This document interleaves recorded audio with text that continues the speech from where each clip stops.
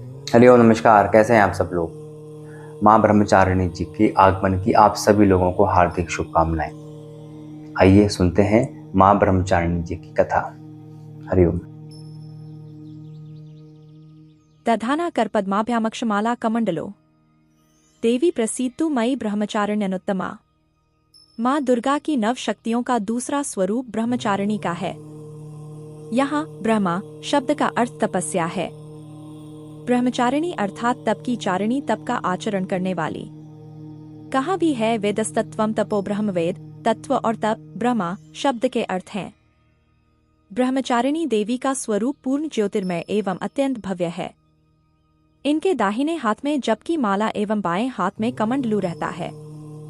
अपने पूर्व जन्म में जब ये हिमालय के घर पुत्री रूप में उत्पन्न हुई थी, तब नारद के उपदेश से इन्होंने भगवान शंकर जी को पति रूप में प्राप्त करने के लिए अत्यंत कठिन तपस्या की थी।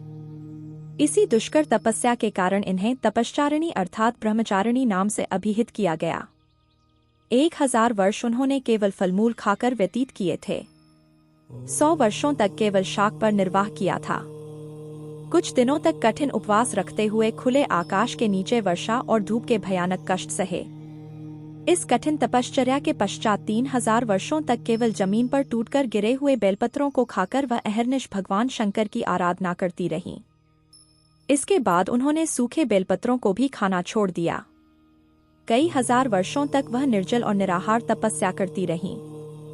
पत्तों पर्ण को भी खाना छोड़ देने के कारण उनका एक नाम अपर्णा भी पड़ गया। कई हजार वर्षों की इस कठिन तपस्या के कारण ब्रह्मचारिणी देवी का वह पूर्व जन्म का शरीर एकदम क्षीण हो उठा। वह अत्यंत ही कृशकाय हो गई थी। उनकी यह दशा देखकर उनकी माता मेना अत्यंत दुखित हो उठीं। उन्होंने उन्हें उस कठिन तपस्या से विरत करने के लिए आवाज दी, उमा, अरे नहीं, ओ नहीं। तब से देवी ब्रह्मचारिणी का पूर्वजन्म का एक नाम उमा भी पड़ गया था। उनकी इस तपस्या से तीनों लोकों में हाहाकार मच गया। देवता, ऋषि, सिद्धगण, मुनि सभी ब्रह्मचारिणी देवी की इस तपस्या को अभूतपूर्व पुण्यकृत्य बताते हुए उनकी सराहना करने लगे। अंत में पितामह ब्रह्माजी ने आकाशवाणी के द्वारा उन्हें संबोधित करते हुए प्रसन्न स्वरों में कहा, हे देवी, आज तक किसी ने ऐसी कठोर तपस्या नहीं की थी। ऐसी तपस्या तुम ही से संभव थी। तुम्हारे इस अलौकिक कृत्य की चतुर्दिक सराहना हो रही है। तुम्हारी मनोकामना सर्वतोभावेन परिपूर्ण होगी। भगवान चंद्रमौली शिवजी तुम्हें पति रूप में प्राप्त होंगे। अब तुम तपस्या से विरत होकर घर लौट जाओ। शीघ्र ही तुम्हारे पिता तुम्हें बुलाने आ रहे हैं। माँ दुर्गा जी का यह दूसरा स्वरूप भक्तों और सिद्धों को अनंत फल देने वाला है।